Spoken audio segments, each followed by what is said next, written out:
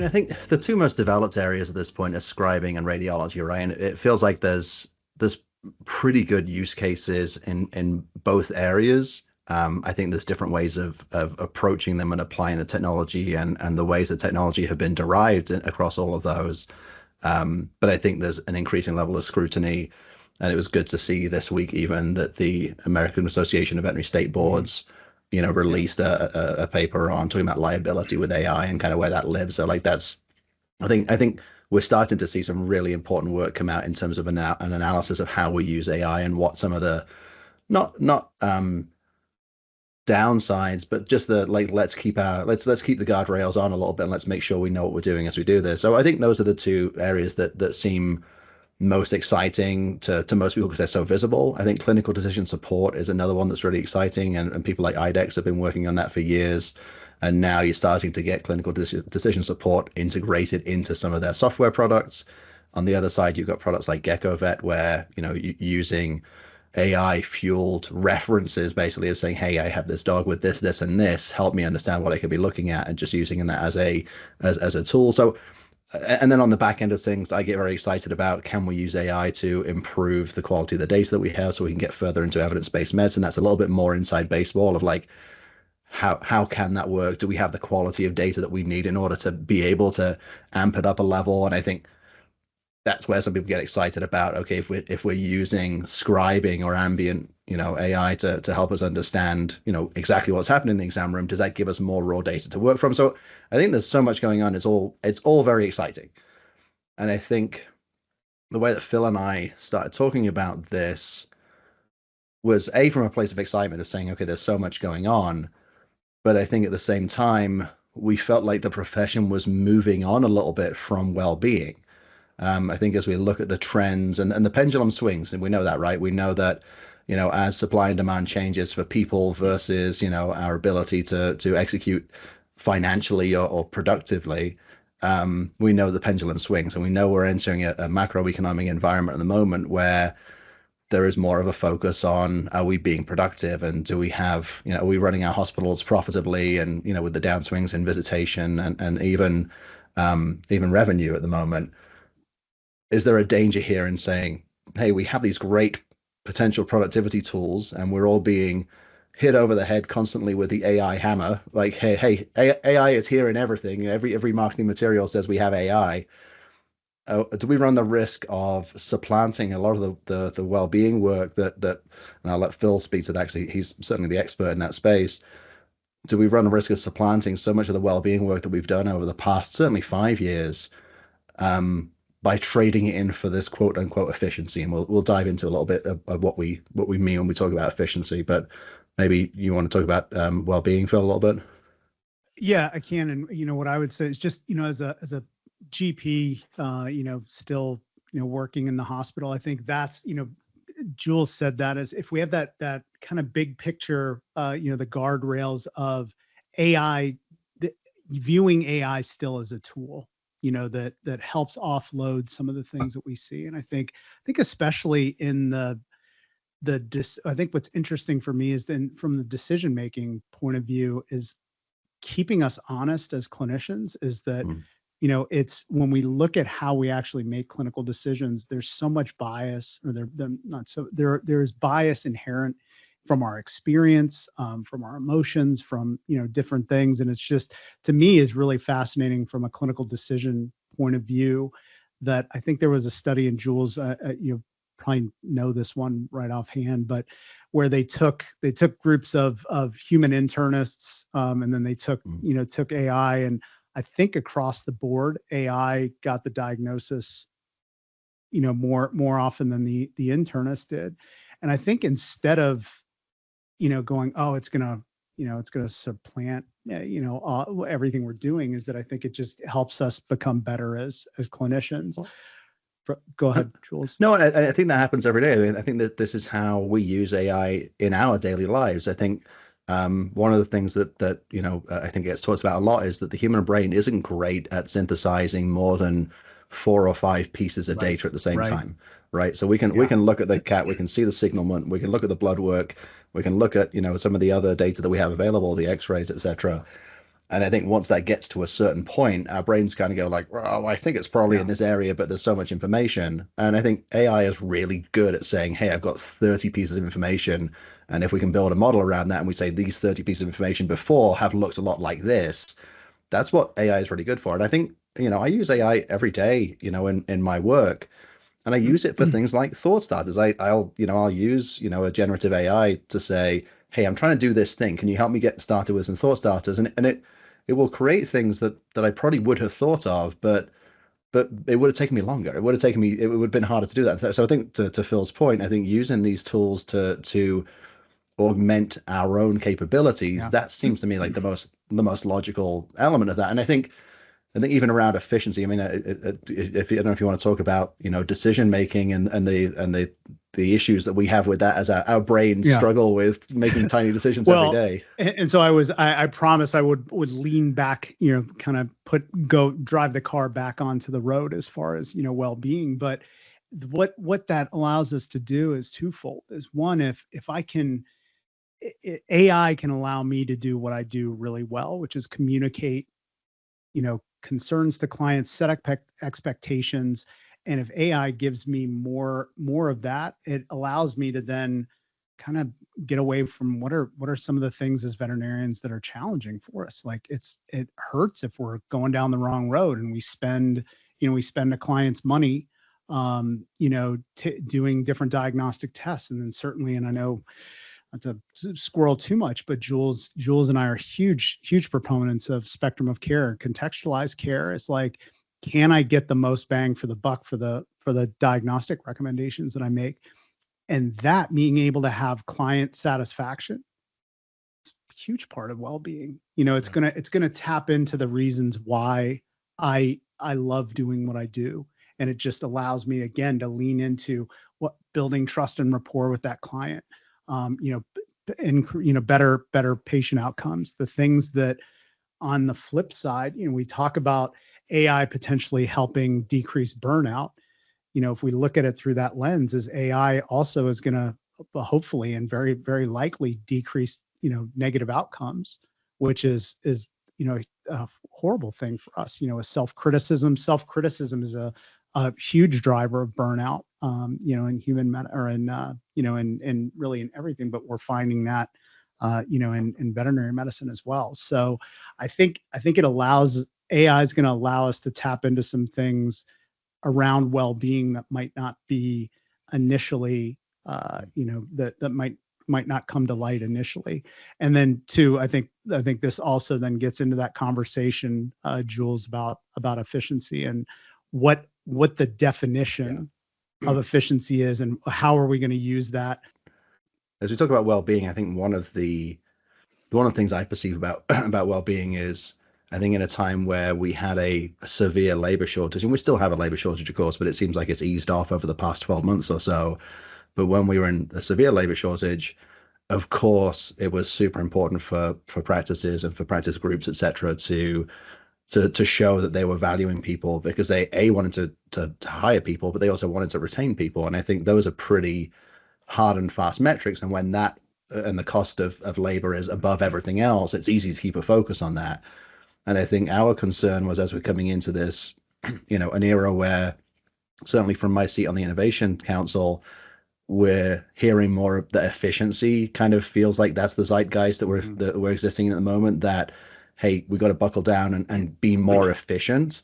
I think it was our observation that, like, does everyone know kind of what that means and how they're measuring it and what the trade-offs could be? Because I think and this was kind of the fun exercise I did initially as we were coming in to talk at I think at VMX, was to say, okay, so I use Gemini because I have the Google suite. So Gemini is the Google LLM. So I said, hey, Gemini, give me some practice metrics around efficiency. And maybe before that, and this is from Matt Saloy, I think this is not new news, but I think it's a really important point to make of, like, what is efficiency and what is productivity. So efficiency is literally how do we spend less time doing the things that we do, or how do we do them in a cleaner and how do we get our workflows more aligned and faster. And productivity is, are we spending the time on the things that are actually worthwhile to the practice, whether that's, literally, hey, if our margin on surgery is 20%, but our margin on pharmacy is 5%, are we spending the right times in the right places in order to drive productivity? And then at the same time, what are the needs of our pet families? And are we being productive in the time that we're spending on those? So like, just to say that efficiency and productivity is two sides of the same coin, but they shouldn't be confused for each other, which I have certainly done in the past. So just to try and avoid people making my mistakes. Sorry, Phil, go ahead.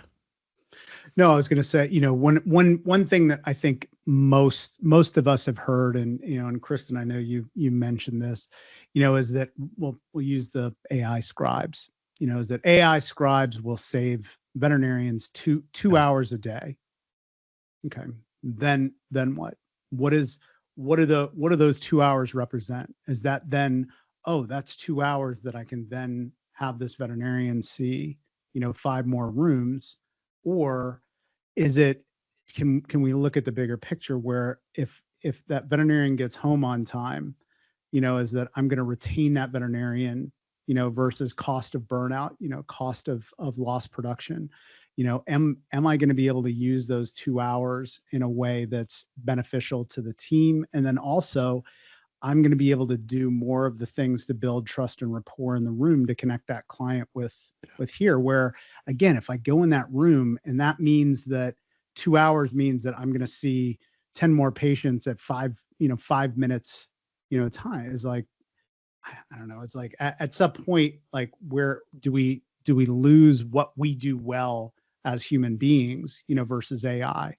And I think I'm squirreling a little bit, and partly because I just read something about Bill Gates saying essentially in 10 years, there aren't going to be doctors, in human medicine.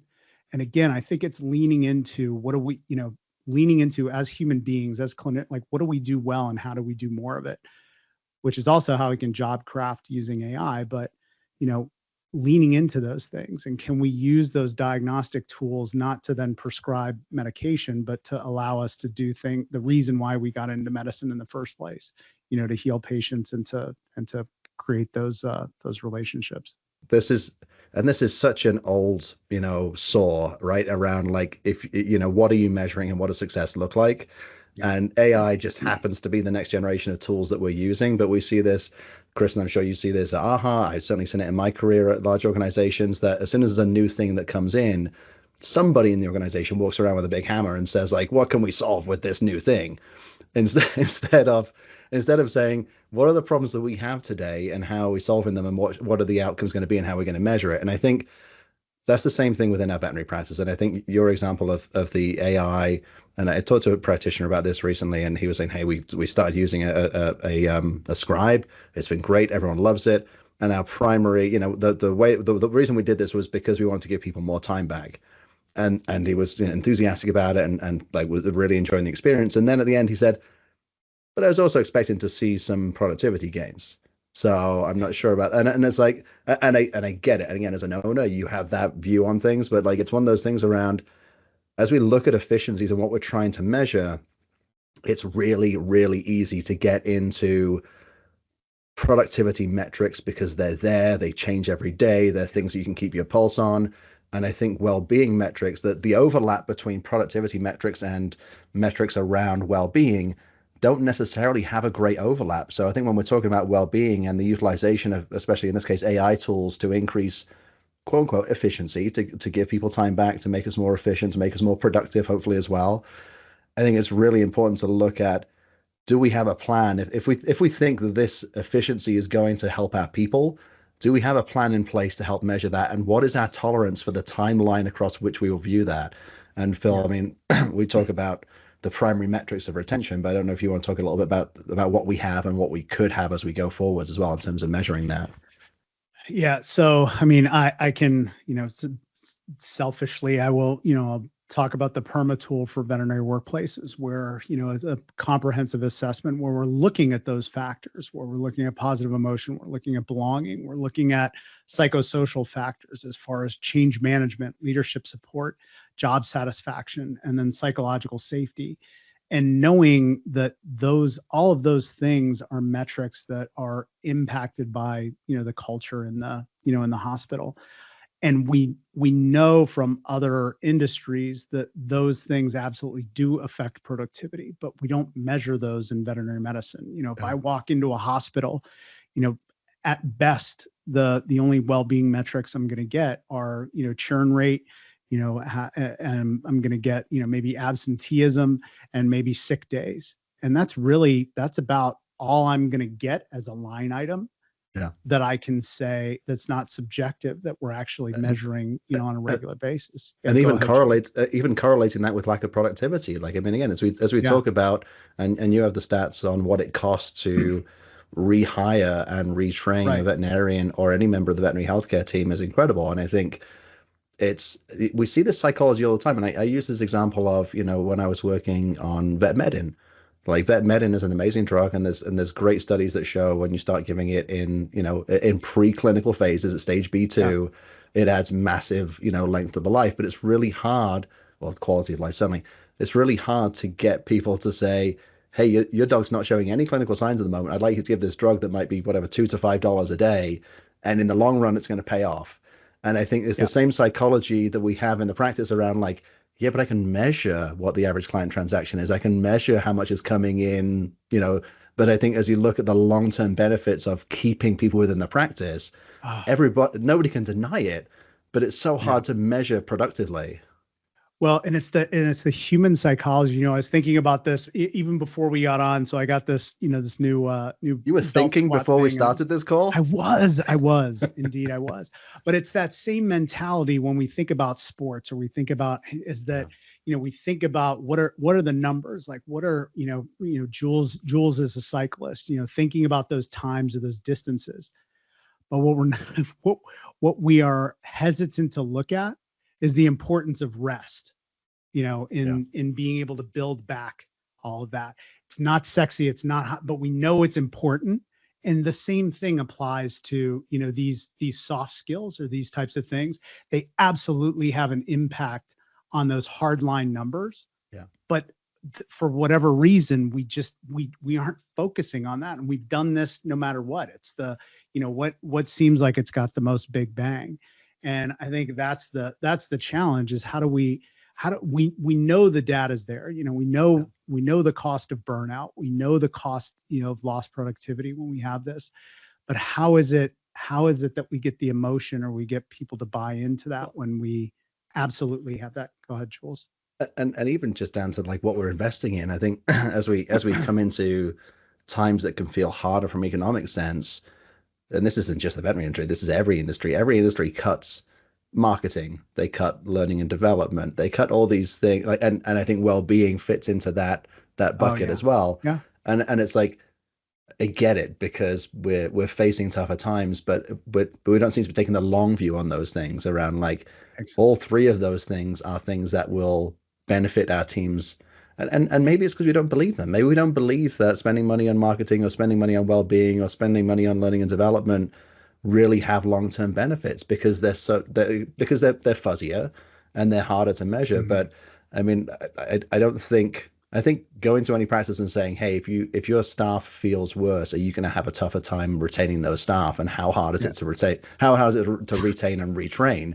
And they're like, oh yeah, it's a nightmare. It's like, well, but then you just cut budget for learning and development. So, the clinic 10 miles away is going to take that person from you. And it's funny. And you said it's harder to measure, and it's not, it's just, we don't do it, is that it's not on that. It's not on that base level of education on what it is. It's like, any first year practice manager, can tell you, the P&L, or say, what's gross revenue for, if I walk into any practice, what's the gross revenue of each doctor? What's the ACT on your doctors? What's your average patient? What are cost of goods? These things. And then saying, what's the level of job satisfaction? What's the level of intention to stay, for your team members?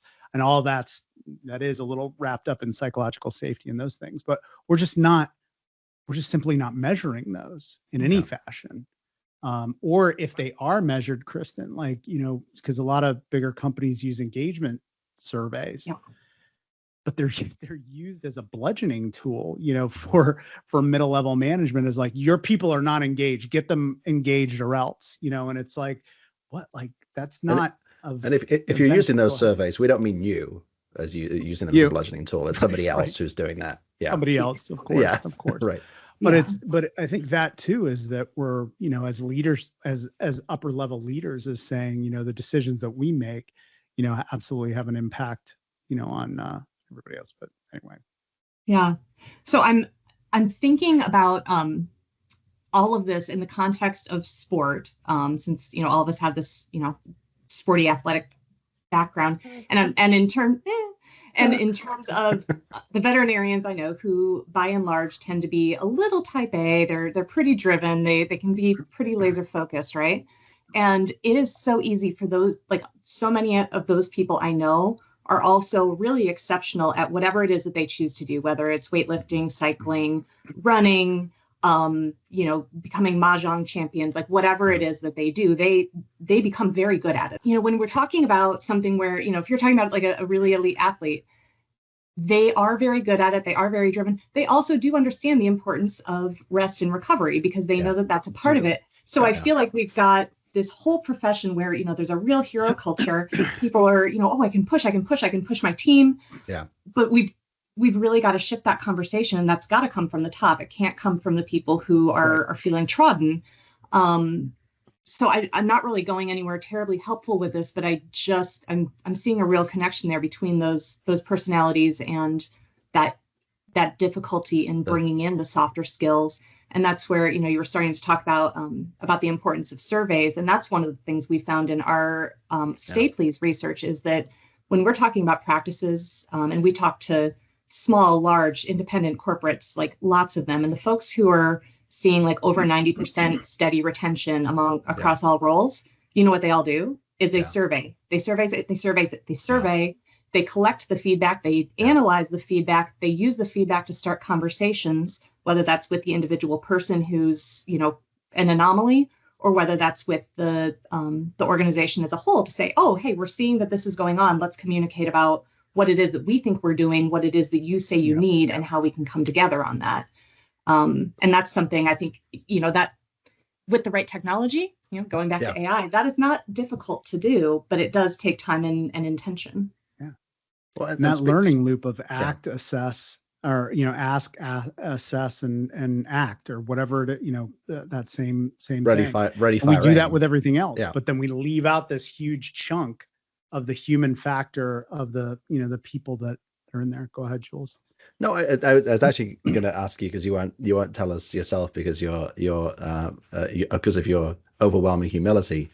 But as we look at the tools that we have to measure well-being, like, can you help us understand, like, and you've been at this a long time, and I know the work that you do with organizations like, Florida VMA and others, like, I think you've done super important work.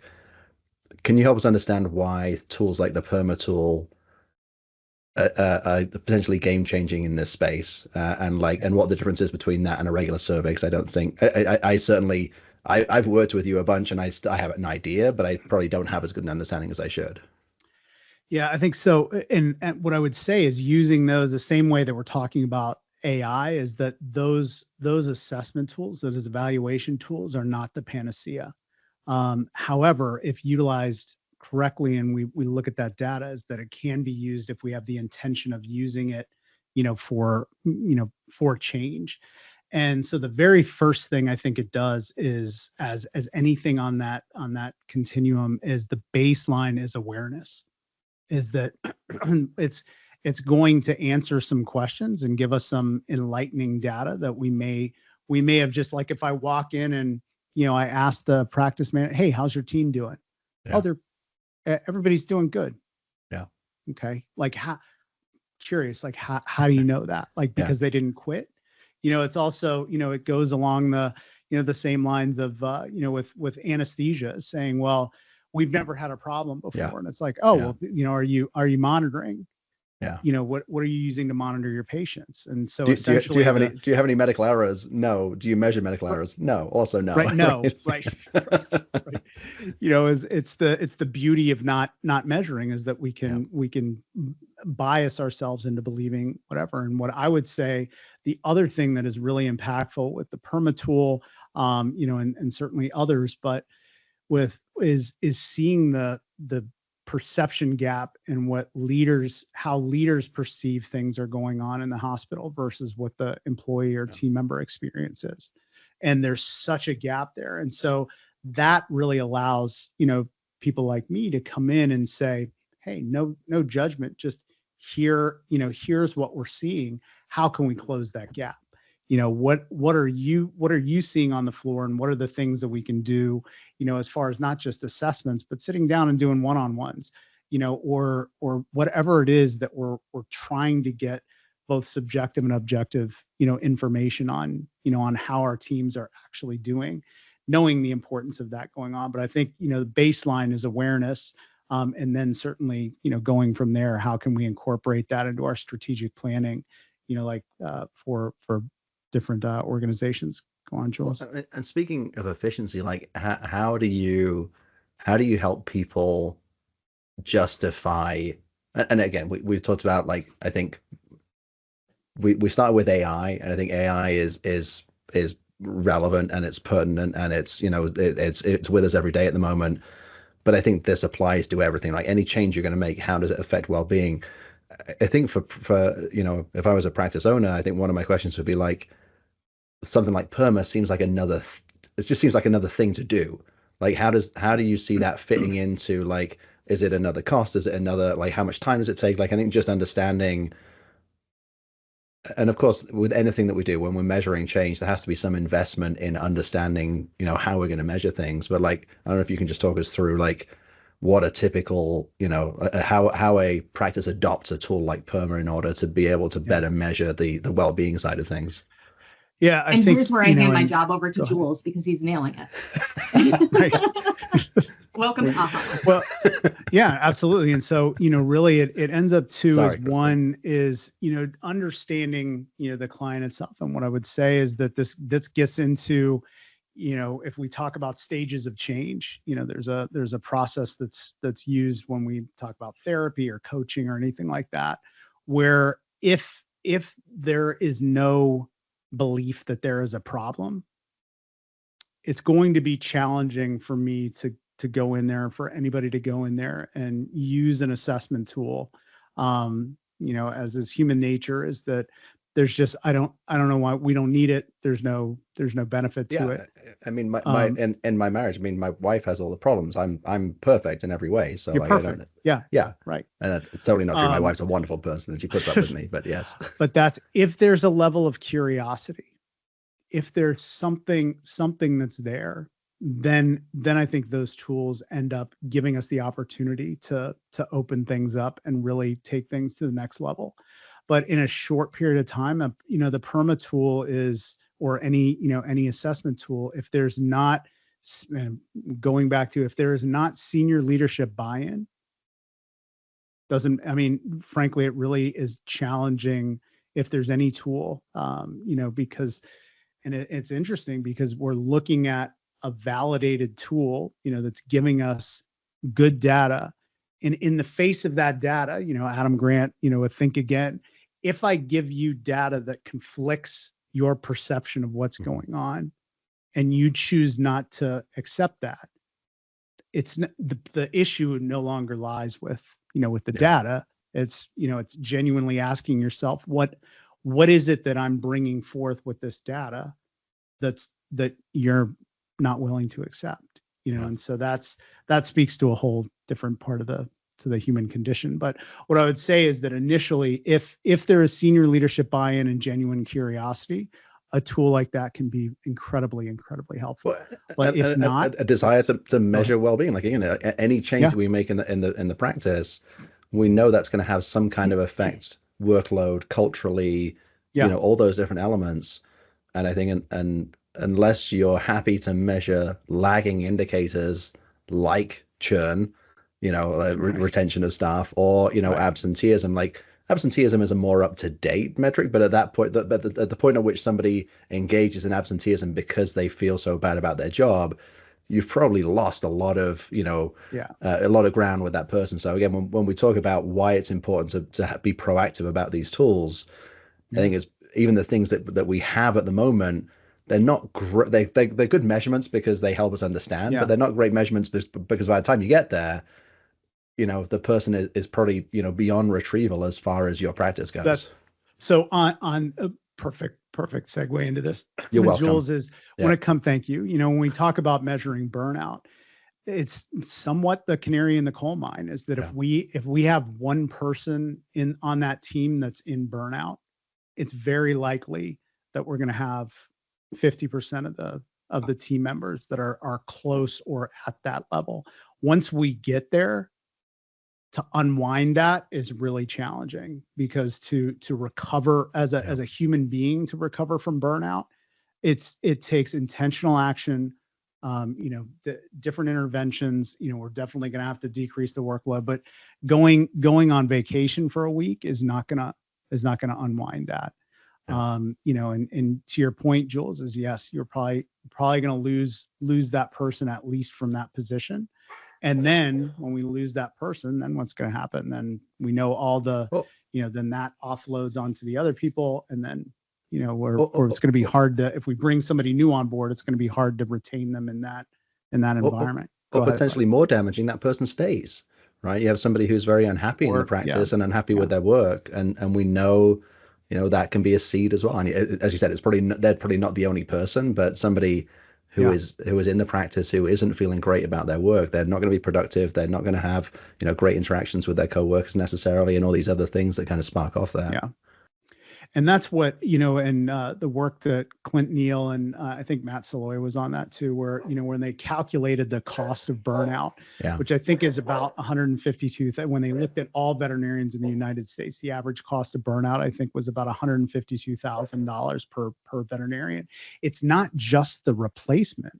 Mm-hmm. That's the thing. It's the decreased productivity. When I am smoked, is that the things that happen. And then when I'm in that emotional load, I'm more likely to make an error, and then what happened, just what we were saying, like I get a board complaint. Mm-hmm. Ooh, that is one of the most stressful things that we can go through. Yeah. It becomes a negative spiral, as far as that goes. So if we can keep everybody from getting to that point, then, again, productivity is going to go on. That's why I'm really happy that, and Clint and his team put that together, that they didn't just look at the replacement cost of a veterinarian. They looked at the lost productivity and the impact on other team members, and how what that has on the financial health of the practice as well. Yeah. No, I agree. I mean, and so I think we've come from, again, we start with AI because I think it's the tool that everybody wants to use and is increasing, again, productivity, efficiency. Like I think where we came from this, and the reason we wanted to speak about it at VMX, was like just kind of ringing the bell on, like, there are amazing tools out there, and there have always been amazing tools, whether that's communications training, like all the other things that we've kind of been through over the last 20 years.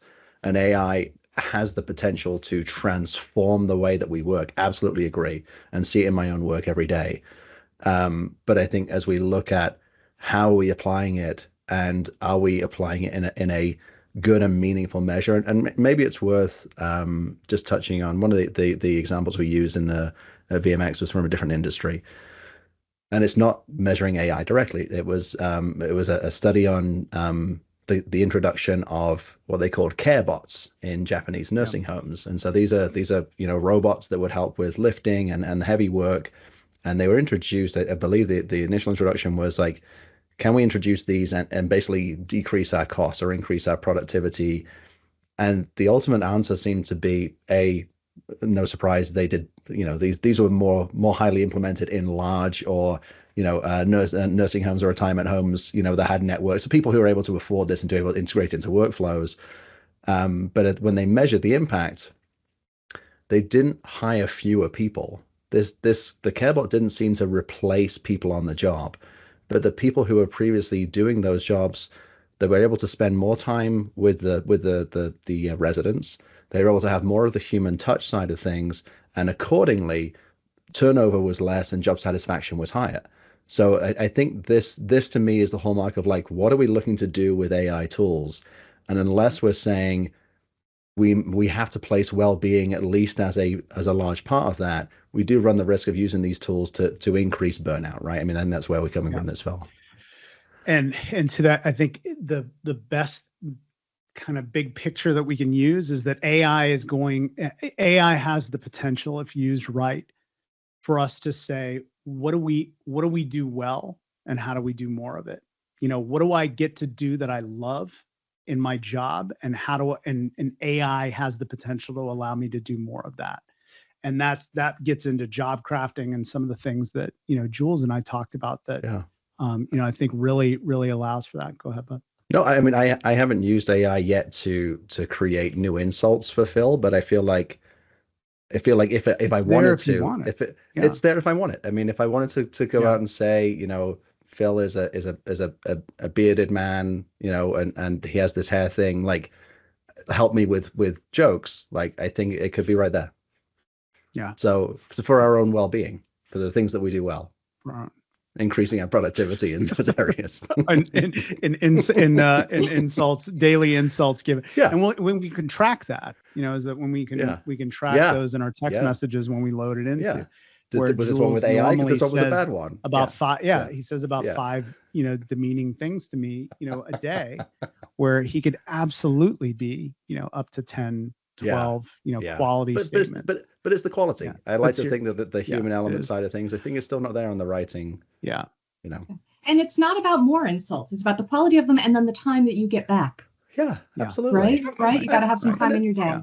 And I think the reaction, as before we were speaking today, we almost got Phil to get Mountain Dew out of his nostrils because we made him laugh at the beginning of this. And that, to me, that's always that's what whenever I send something to Phil, I always hope he's drinking something, and I always hope that some comes out of his nostrils. That seems to be the highest peak of achievement for me in my interactions. Yes, that is. So we have our new goals with AI. Yeah, I love absolutely. Lovely.